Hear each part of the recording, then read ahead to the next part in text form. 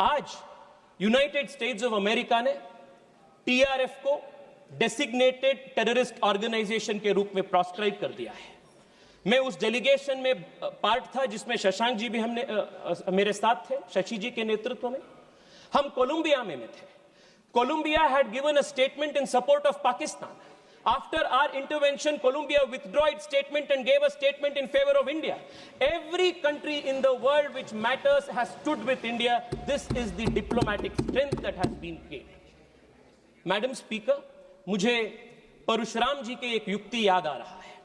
उन्होंने कहा था, अग्रतश्चतुरो वेदाः पृष्ठतम सशरम धनुः इदम ब्राह्मम इदम क्षात्रम शास्त्रादपि शरादपि। उसी प्रकार से आज भारत डिप्लोमैटिकली हो, मिलिटरीली हो, दोनों युद्ध में तैयार है। And we are ready to win at the diplomatic front, we are ready to win at the military front. Madam speaker, आज जितने भी कांग्रेस के अपने साथियों से भाषण हमने सुने, बहुत अजीब लग रहा था मुझे, क्योंकि कांग्रेस पार्टी का नेता चेंज होते हैं पर कांग्रेस पार्टी का नीति वही है। 1947 से लेकर आज तक कांग्रेस पार्टी के जो कंसिस्टेंट पॉलिसी है वो भारत को और भारत के सशस्त्र बल को सिस्टमैटिकली और डेलिबरेटली वीक करने का एक पॉलिसी है। इसका उदाहरण मैं देना चाहता हूं। At the very beginning of our independence, at the dawn of this nation, as an independent country, Pandit Nehru ji की एक स्टेटेड पॉलिसी थी कि भारत को आर्मी का जरूरत ही नहीं है। जनरल लॉकहार्ट के पास बैठते हैं और नेहरू जी बात ये बोलते हैं कि rubbish, total rubbish, no plans of modernisation of army is required. India का policy is ahimsa, we don't need the army, police will do its job. ये नेहरू जी की सरकार की स्टेटेड पॉलिसी थी। And this did not remain isolated in 1947. When A.K. Anthony ji was the defense minister, it was the stated policy. Madam, my party has allotted me 15 to 20 minutes time. Please give me the time given by my party. Madam, they had a deliberate policy of not building border infrastructure.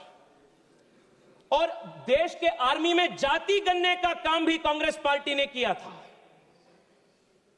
और मैं बैंगलोर से आता हूं और बैंगलोर के HAL हो, DRDO हो, ऐसे कई सारे इंस्टीट्यूशंस को डेलिबरेटली इन लोगों ने वीकन किए थे। 10 साल पहले HAL के पास ऑर्डर बुक्स नहीं था। आज HAL के पास 1 लाख करोड़ रुपए से ज्यादा order books make in India के नरेंद्र मोदी जी के मेड इन इंडिया के कारण के वजह से है। It was a deliberate consistent strategy to weaken the armed forces. Madam, Rafale की बात हो रही थी।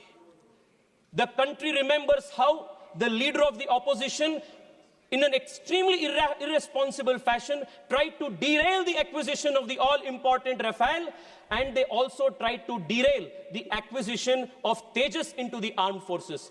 If it was not for our defense minister Manohar Parrikar, today LCA Tejas would not have been a reality in this country. They had tried to kill all of these made in India defense projects. Madam, 3 साल पहले general Bipin Rawat ji ने एक बहुत महत्वपूर्ण कार्यक्रम में देश को बताया था that India should be ready to face a 2.5 front war. मैं आज इस देश को इस महत्वपूर्ण सदन से बताना चाहता हूं कि दिस 0.5 फ्रंट जो है वो कांग्रेस पार्टी और इसके इकोसिस्टम है जो भारत के अंदर से भारत को खोखला करने के लिए काम कर रहे हैं। और मैं बहुत जिम्मेदारी के साथ ये बात कह रहा हूं मैडम, और मैं तथ्य के साथ इसको प्रूव करूंगा।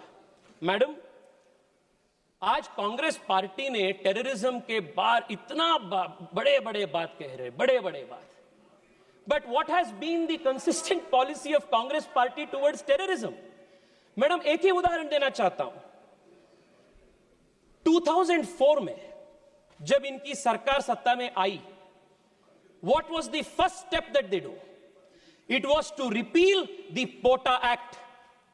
2001 पार्लियामेंट अटैक के बाद भारतीय जनता पार्टी के नेतृत्व वाली एनडीए सरकार अटल बिहारी वाजपेयी के नेतृत्व में देश को सुदृढ़ बनाने के लिए, टेररिज्म को खत्म करने के लिए, for the first time in this country we introduce a legislative framework.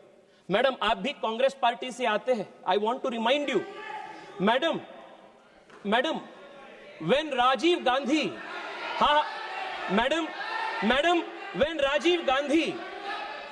Rajiv Gandhi का ट्रायल चल रहा था, राजीव गांधी जी का ट्रायल चल रहा था, मैडम, जब राजीव गांधी जी की डेथ की, टेररिस्ट से हुई डेथ की ट्रायल चल रहा था, trial court said we do not have exclusive terror legislations to prosecute. This was the state of affairs of this country. 2001 के बाद हमने पोटा कानून लागू की, पर आप सरकार में आते ही पहली चीज आपने पोटा को दुरुस्त किया, यू रिमूव्ड पोटा। और क्यों किया आपने? आपके वोट बैंक के कारण आपने पोटा को बंद किया, और उसके बाद 10 साल देश हर दिन टेररिस्ट अटैक रूटीन बन गया था देश में। मैडम, मैं आपको एक लिस्ट बताना चाहता हूं। अब देखिए, पोटा को खत्म करने के वजह से इस देश पे किस प्रकार की नुकसान है। जुलाई 5, 2005 अयोध्या में राम जन्मभूमि में टेररिस्ट अटैक हुई, आपने क्या की? निंदा की। 2005 जुलाई 28 जौनपुर श्रमजीवी एक्सप्रेस पे बॉम्बिंग हुई, 15 लोग से अधिक लोगों का मृत्यु हुई, आपने क्या की? निंदा की। अक्टूबर 29 दिल्ली, दिसंबर 2005 बेंगलुरु IISc, फरवरी 2006 गुजरात अहमदाबाद स्टेशन में बॉम्बिंग, 2006 मार्च वाराणसी कंटोनमेंट स्टेशन, जुलाई 11 2006 मुंबई महाराष्ट्र ट्रेन बॉम्बिंग, 300 से अधिक लोग की मृत्यु हुई, मालेगांव महाराष्ट्र 2006, पानीपत हरियाणा 2007, हैदराबाद मक्का मस्जिद बॉम्बिंग 2007, अगस्त 2007 हैदराबाद में फिर से लुंबिनी गार्डन के गोकुल चाट पे बॉम्बिंग, लखनऊ में बॉम्बिंग, 2008 पे रामपुर पे उत्तर प्रदेश पे बॉम्बिंग, सितंबर में दिल्ली में करोल बाग पे बॉम्बिंग, 2008 दिल्ली में सितंबर 27 में बॉम्बिंग। इसे लिस्ट जाते रहते हैं। In just 10 years of the UPA government between 2004 and 2014, more than 8,000 civilians were killed because of terrorist attacks in this country. 8,000 terrorist civilians were killed. आपने NIA को वीक किया, आपने जो कानून था वो कानून को ध्वस्त किया, और सुनिए मैं बताता हूं आपको हमने कैसे NIA को मजबूत किया। Madam, it was this deliberate ploy of weakening this country from within, by deliberately weakening the institutions of this country, that led to 8,000 innocent civilians killed because of terrorist attacks. And this was also the position in Kashmir. Every Friday there were toll painters. Every Friday there was a plan for the next calendar of terrorist attacks. It was only after Amit Shah ji introduced the Constitution Amendment Bill to remove Article 370 that has seen a great decline of terrorist attacks in Jammu Kashmir. It happened in our government, अपने सरकार की नेतृत्व। Madam, 2004 में when Congress repealed POTA, what were governments of the world doing? 2001 में 9/11 की attacks हुई थी। 9/11 के अटैक के बाद विश्व में हर देश अपनी लेजिस्लेटिव फ्रेमवर्क को टेररिज्म के खिलाफ उनके फाइट को और ताकत दे रहे थे। But here we had a government in India, unfortunately, that deliberately as state policy chose to weaken the fight against terrorism.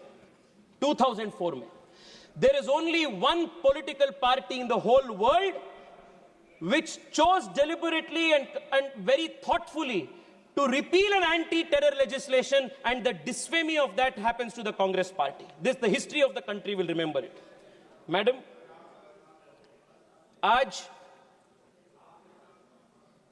Surrender के बारे में बात हो रही है। मैं देख रहा था 1-2 दिन पहले कांग्रेस के पूर्व गृह मंत्री एक इंटरव्यू में बोले 1965 में जब शास्त्री जी की सरकार थी तब सोवियत यूनियन के इंटरवेंशन के साथ हमने सीज फायर किए थे। सो उन्होंने बोले कि हमने एक्सेप्ट कर रहे हैं, we are accepting that the Soviet Union had actually created the ceasefire, why are you not doing it? Madam, I want to remind the Congress party that the Bharatiya Janata Party and the leadership under Narendra Modi is not habituated like you to perform actions for the country on the behest of foreign forces. Or 2008 mein, there is a very interesting speech of Arun Shourie ji. Madam, I'll conclude in 3 minutes. There is a very interesting speech of Arun Shourie ji. आजकल अरुण शौरी जी का कई सारे statements in लोगों ने coat कर रहे हैं। अरुण शौरी जी ने बताया था जब उन्होंने राज्यसभा में बात कर रहे थे that the government should stop running to mummy. Mummy he meant was the United States. And I want to remind again today that the Congress party, especially under its present leadership, should stop running to mummy, because mummy तक जाना, mummy पे निर्भर होना इस party के नेताओं का, इस पार्टी के पूरे परंपरा बन गया है। This is a country that will stand on its own feet and respond in its own right. Madam, मैं आपको यह भी बताना चाहता हूं कि आज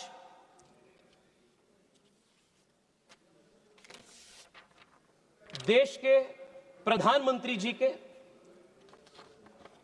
फॉरेन पॉलिसी के ऊपर बहुत बड़ा क्वेश्चन ऑपोजिशन ने उठा रहे हैं। And in a very shameful manner, in a very irresponsible manner, the leader of the opposition is using and coining the word surrender and surrender. Madam, मैं आपको बताना चाहता हूं, Narendra Modi ji is the defender of India and you are the surrendering forces of the country. Madam, आप 30 second दीजिए, मैं conclude कर रहा हूं। उरी अटैक जब हुई थी या बालाकोट अटैक जब हुई, हमने पाकिस्तान के अंदर घुसकर हमने मारे। Narendra Modi showed he is the defender of India.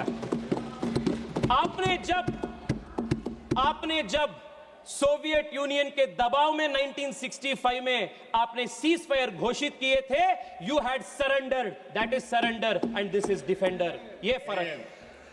PM Modi ने राफेल खरीद, हमने मैडम 30 सेकंड में, मैडम 30 सेकंड दीजिए प्लीज। हमने तेजस को इंडक्ट किया, दिस इज डिफेंडर। आपने फॉरेन पावर्स के सामने भारत को आपने सरेंडर किया, this is your history. Madam, PM defended India's interest by providing indigenous strength to India's Make in India defense sector. You surrendered it to China and other adversaries, including important emerging technologies like 3G and 4G. This is the surrender of the Congress party. Madam, मैं आपको, I'm going to call the next speaker now. Madam, in the end I want to say this. We hope. Please. Madam, मैं conclude कर रहा हूं. Madam, the Congress party's thinking has not changed. 2001 में terrorist attack parliament में होने के बाद Congress party के पूर्व गृह मंत्री चिदंबरम जी ने कहे थे, madam 1 second, hear this out, he had said, I will give a benefit of doubt to Afzal Guru, and I doubt if he was involved in the terrorist attack. And they बोलिए।